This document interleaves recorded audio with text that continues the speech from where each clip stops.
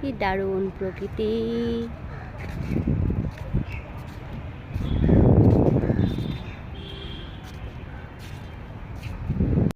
একটা বট গাছ, এখানে বট গাছের নিচে বসার জায়গা আছে, অনেকে হাঁটতে হাঁটতে রেস্ট করার জন্য এখানে বসে।